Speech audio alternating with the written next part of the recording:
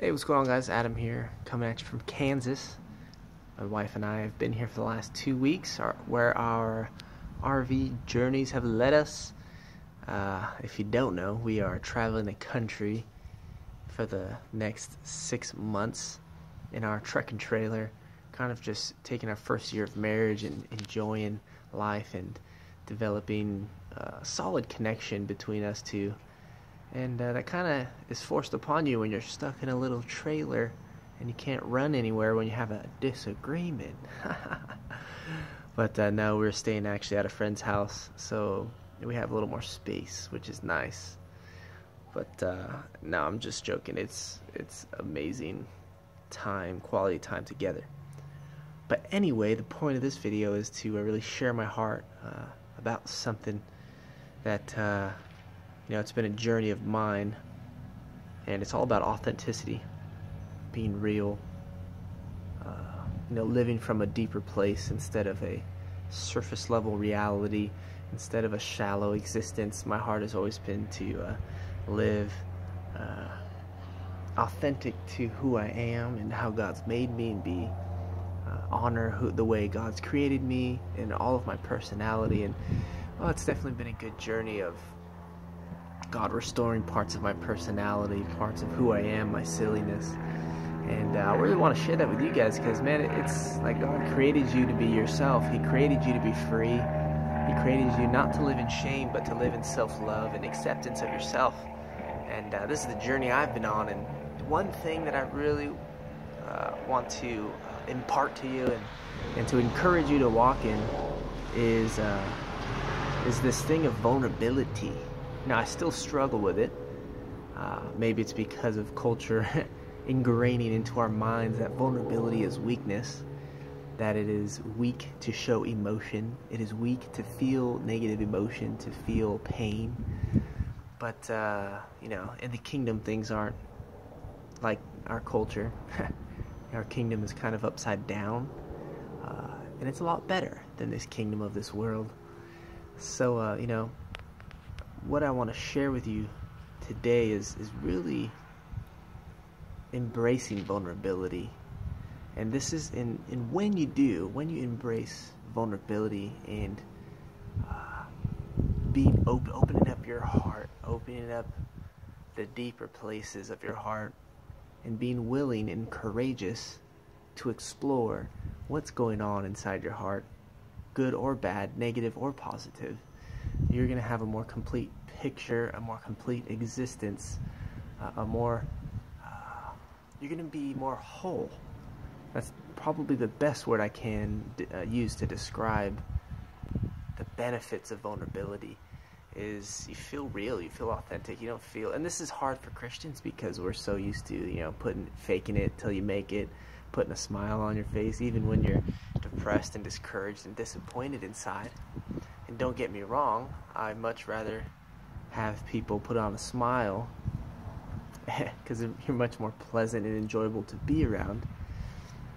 But that doesn't negate the reality and the need to feel the pain at times and to express our heart truly and honestly to the Father.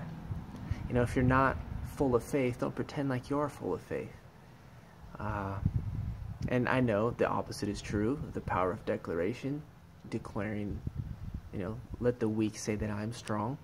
So this is a tension, right? Like everything in the kingdom, there's tension.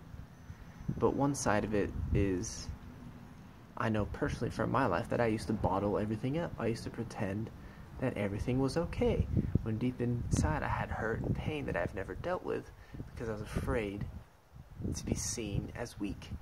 And especially for men, we're afraid of being seen as weak or powerless. And we don't like showing our hearts. We don't like expressing our emotions because it's weakness.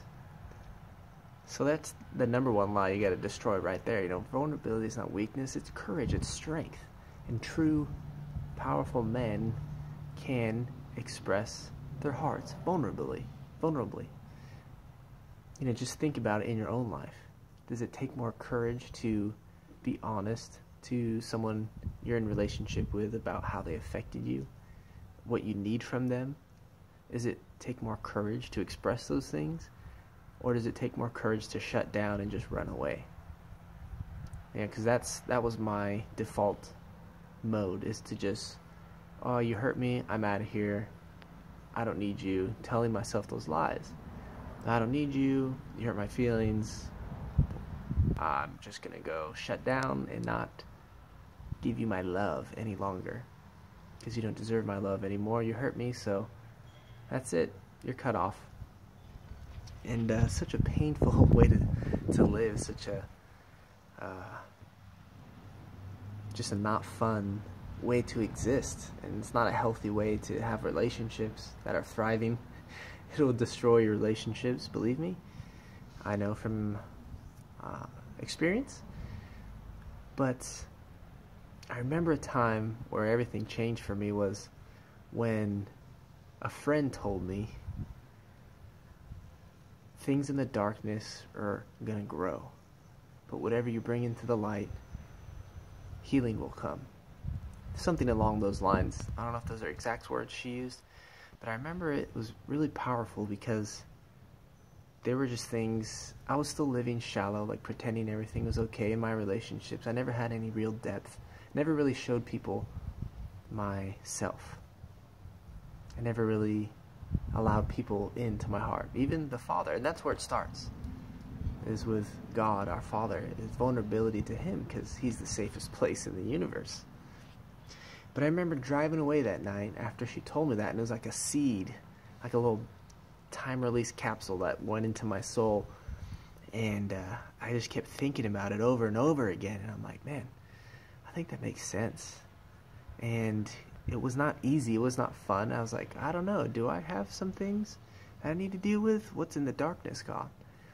And the road I did not want to go down was introspection and going down this negative spiral of negative emotion, because that was my natural tendency, was just to push away negative emotion and focus and declare on the positive.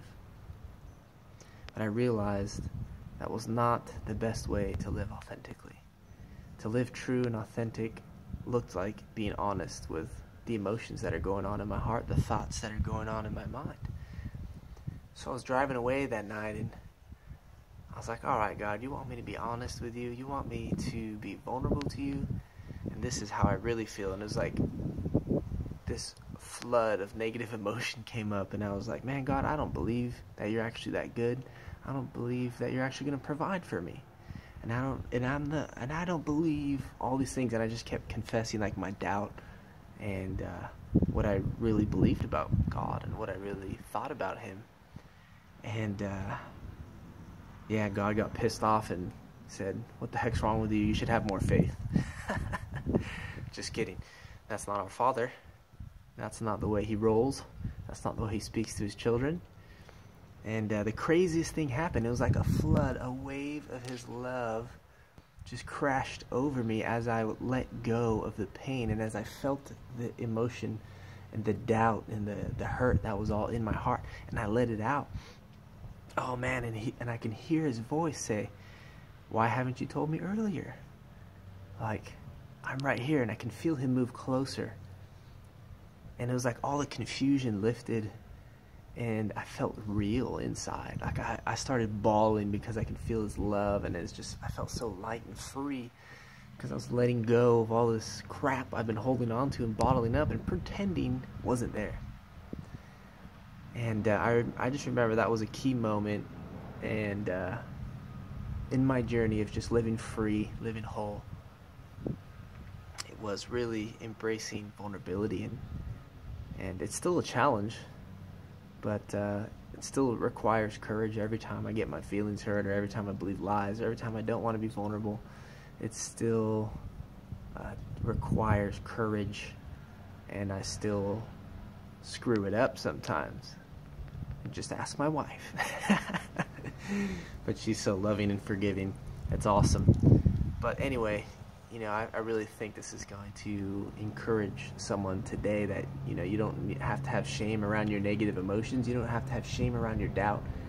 You can bring it to the Father, and the Father will take it, and He'll move closer to you.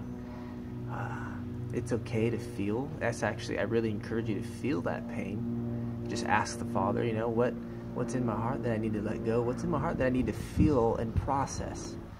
Because feeling the pain is actually part of the healing process. It's actually necessary for you to get healing, to get whole. Now, if you keep it bottled up, you're never going to get whole. You're going to live life shallow relationships and feeling lonely for the rest of your life. But I encourage you, this is going to deepen your relationship with the Father. It's going to strengthen your connection with God. And so I hope you got something from that. Embrace vulnerability. It's courage. Get rid of the shame of your negative emotion. Let it go. Feel the pain. And I just want to pray for you. Well, Father, we just thank you for everyone that's watching, and that you would move closer to them than they've ever felt before, that they would feel your love deep inside, your unconditional love and acceptance, even in the midst of failures and all the lies they believe about themselves. God, I thank you for light and truth. Maybe you'd show them who they truly are so they can live free, authentic, whole lives. In Jesus' name. Much love, guys.